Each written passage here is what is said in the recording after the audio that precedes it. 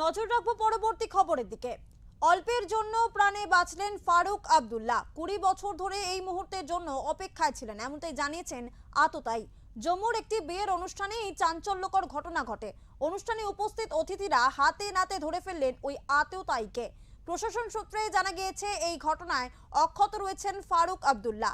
ঘটনাস্থলে উপস্থিত ছিলেন রাজ্যের উপমুখ্যমন্ত্রী সুরেন্দ্র চৌধুরীও। জম্মুতে একটি বিয়ের অনুষ্ঠানে যোগ দিতে গিয়েছিলেন জম্মু কাশ্মীরের প্রাক্তন মুখ্যমন্ত্রী ফারুক আব্দুল্লাহ। সেখানেই আচমকা কয়েক পা দূর থেকে তাকে লক্ষ্য করে গুলি চলে। কার্যত বরাত জুড়ে প্রাণে বেঁচেছেন তিনি।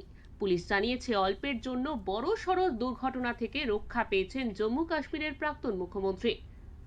সেই সময় তার সঙ্গে ছিলেন রাজ্যের উপমুখ্যমন্ত্রী সুরেন্দ্র চৌধুরীও। হঠাৎই সেখানে গুলির শব্দ শোনা যায়। গুলি ছোড়ার ঘটনায় মুহূর্তের মধ্যে আতঙ্ক ছড়িয়ে পড়ে অনুষ্ঠানে উপস্থিত অতিথিদের মধ্যে। এই ঘটনার পর ফারুক আব্দুল্লাহ বলেছেন ঈশ্বরের কৃপায় তিনি অক্ষত রয়েছেন। ঘটনাস্থলে উপস্থিত ছিলেন ন্যাশনাল কনফারেন্সের আরেক নেতা রতন লাল গুপ্তা। হামলার ঘটনাটি তার চোখের সামনেই ঘটেছে বলে জানিয়েছেন তিনি। थॉरो इन्वेस्टिगेशन होनी चाहिए, थारो इन्वेस्टिगेशन होनी चाहिए, इसमें कोई दो राय नहीं। देखिए मैं वही कह रहा हूँ ना, ईश्वर का शुक्र कीजिए कि साहब बिल्कुल ठीक ठाक है, कोई ऐसी बात नहीं। और दूसरी बात ये है कि भाई पुलिस से हम यही मांग करेंगे कि थारो इन्वेस्टिगेशन होनी चाहिए, लैप्सेस कहाँ हुए ये उनको इन्वेस्टिगेट करना चाहिए। नहीं वो आराम कर रहे हैं, आराम बिल्कुल ठीक ठाक है, बिल्कुल ठीक ठाक है, इसमें कोई दो राय नहीं, बिल्कुल ठीक ठाक। এই অভাবনীয় ঘটনার কথা এক্সের একটি পোস্টে লিখেছেন ফারুকের পুত্র রাজ্যের মুখ্যমন্ত্রী ওমর আব্দুল্লাহ। ঘটনার প্রাথমিক অবস্থা সামলে উপস্থিত অতিথিরা হাতে নাতে ধরে ফেলেন আততায়ীকে। জানা গিয়েছে তার নাম কমল সিং জামওয়াল।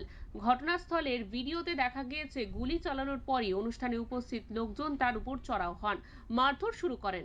গ্রেফতারের পর আক্রমণকারীকে জেরা করে পুলিশ জানতে পেরেছে তিনি জম্মুর পুরানাস মান্ডির বাসিন্দা, বয়স 65 বছর।